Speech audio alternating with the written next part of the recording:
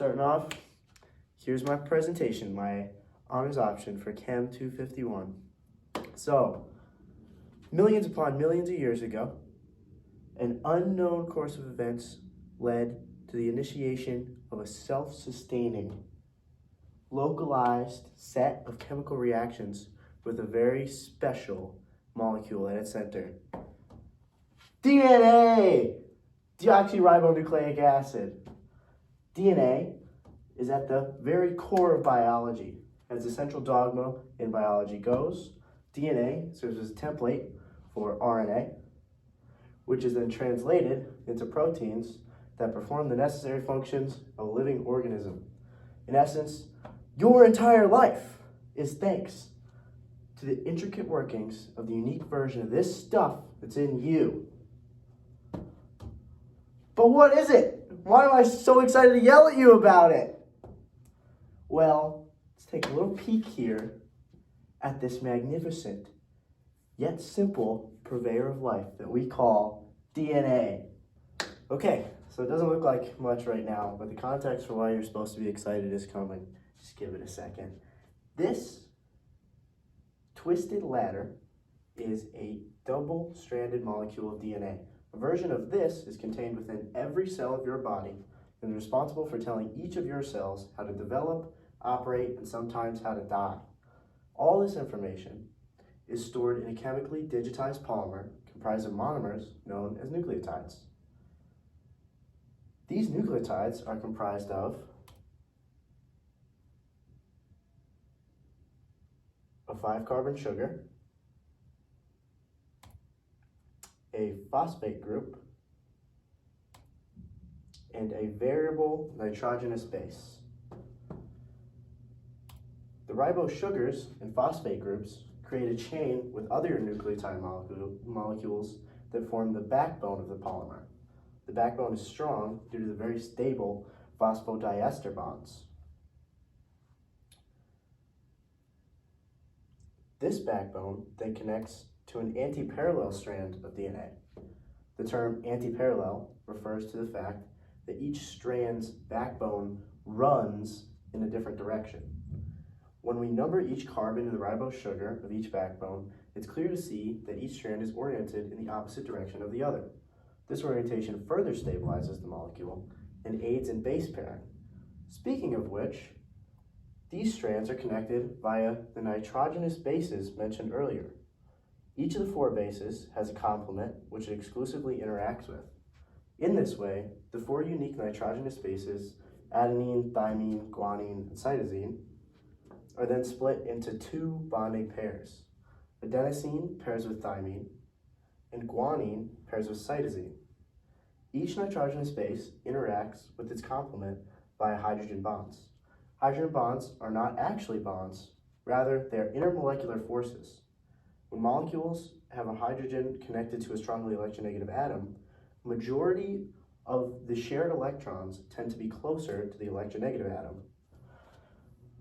This creates a dipole where the hydrogen is partially positive and the electronegative atom is partially negative. When another polar molecule nears this molecule, a hydrogen bonding interaction can attract the two, stabilizing both of their electron clouds.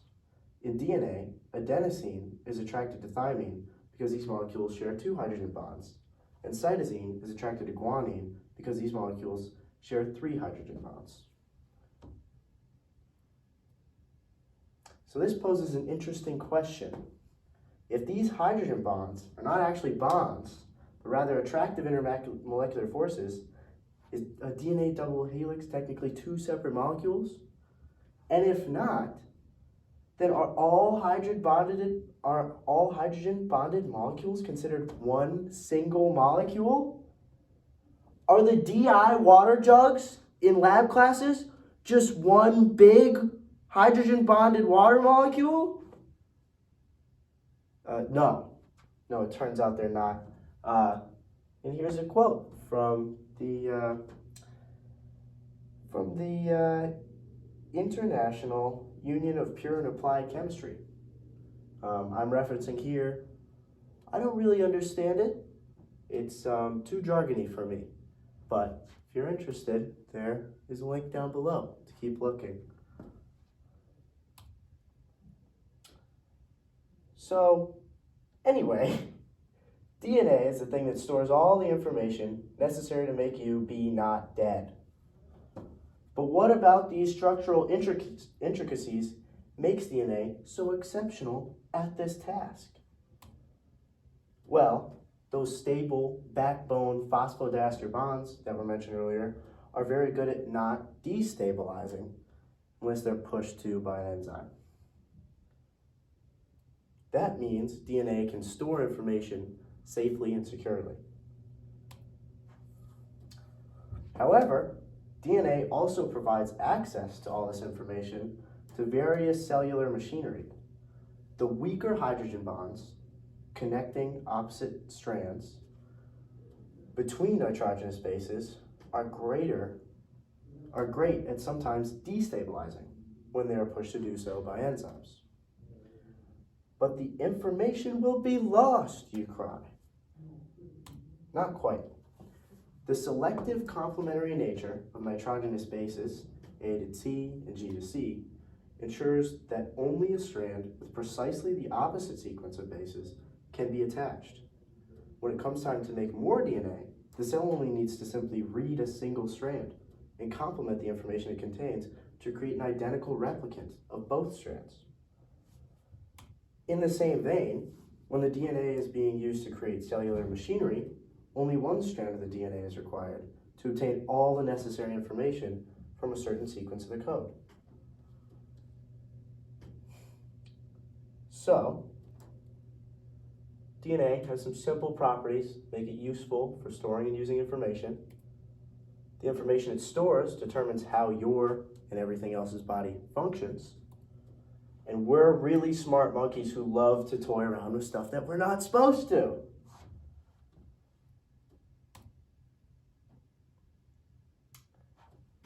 So here's how we toy around, monkey around with stuff that we're not supposed to. So everybody who's been to a supermarket in the last 20 years is familiar with the term GMO, genetically modified organisms. These are organisms which have had their genomes altered. With a good enough understanding of a particular process in an organism, scientists can tweak the genes responsible to tailor an organism's traits. In 2003, a group of researchers were able to genetically modify the metabolism of a hormone which affects plant height in rice plants to make them more hardy. This case is an example of scientists modifying the expression of a native gene, a gene which is naturally present in an organism through genetic engineering. Alternatively, because all living things operate off of the same genetic code, DNA from different organisms can be transplanted to give entirely new traits to organisms. In pharmacology, human genes have been used to create insulin-producing bacteria. In medicine, jellyfish genes have been used to create glow-in-the-dark cats, which aid in HIV research. In agriculture, soil bacteria genes have been able to produce crops which are resistant to pests. In fact, over 90% of the corn produced in the US was genetically modified as of 2020. Each application of this form of genetic modification is amazing. However, even this level of control over DNA is somewhat limited. True mastery of an organism's genome would be the ability to modify any gene present with surgical precision. And that's exactly what a team of researchers achieved in 2012. The now famous CRISPR-Cas9 approach allows targeted editing of genes with the use of Cas9 enzymes. These enzymes naturally occur in bacterial cells and serve to eliminate foreign DNA from viruses which are attempting to infect them. The enzymes carry with them a piece of viral RNA floating around the bacterial cells, attempting to find a matching strand. If a matching strand is found, Cas9 binds the RNA and cuts it at the bound region. For viral defense, this method of cutting invaders works well. For genetic modification, this method is invaluable. What these researchers discovered is that Cas9 can be made to associate with an RNA sequence of their choosing. This allows Cas9 to be programmed to attach to a desired sequence of DNA in the nucleus of cells. When Cas9 finds its target and makes a cut, a few options are available. Firstly, all cells will attempt to repair this sequence, but the process of repair is prone to errors, likely resulting in the gene losing the necessary information to function, thereby disabling it. This disabling can allow researchers to determine the effects of a gene. Alternatively, other DNA can be administered with Cas9, so the cell replaces the missing piece with the sequence of our choosing. Importantly, this type of gene editing can be done in living cells. Simply remove some cells from a tissue or organ plagued by a pathogen, treat them with CRISPR, and re-administer the healthy cells. Voila! Targeted gene editing of living organisms. It's needless to say that the applications of this technique are even more exciting than bug-resistant corn. This technology allows genome editing of any living thing, including you. Direct injection in humans has already been trialed in an effort to treat a certain form of blindness. There may come a day when families plagued by hemophilia or other genetic diseases need only receive a specific CRISPR treatment. But why stop there? Why not enhance the body's natural ability rather than just correcting deficiencies? Take DNA from super athletes and apply it to everyday Joes. Give an obese person the metabolism of a growing child or even a mouse. If nothing's stopping us, let's just make our feet into wheels and forget all about walking. Few things are stopping the walking thing. First off, there aren't any wheeled organisms to select genes from. You can find out why in another link down in the description. But does that even matter? Apparently not, because we can synthesize whatever DNA we like. That's right, designer DNA can be reliably made in the lab through a series of reactions known as the phosphoramidite method. Single nucleotides can be added to a growing DNA chain, one by one, or in larger sections. DNA synthesis has been in practice for nearly 20 years and is commercially available to anyone with the means to purchase it. This synthesis has become highly automated and blown up to impressive scales as the field has continued to grow. Now, having the means to produce any gene sequence is not the same as being able to produce any trait in any organism. In fact, the limiting factor on synthetic biology right now is a lack of understanding of how genes produce traits. Scientists have the ability to create new DNA sequences, but lack the knowledge of what sequences to create. So scientists still look to life for answers. For example, in 2006, researchers engineered a synthetic metabolic pathway in yeast to create a cheaper route of synthesis for an antimalarial drug, precursor. The pathway was parallel to a natural pathway in the yeast, which the researchers altered for production of the drug.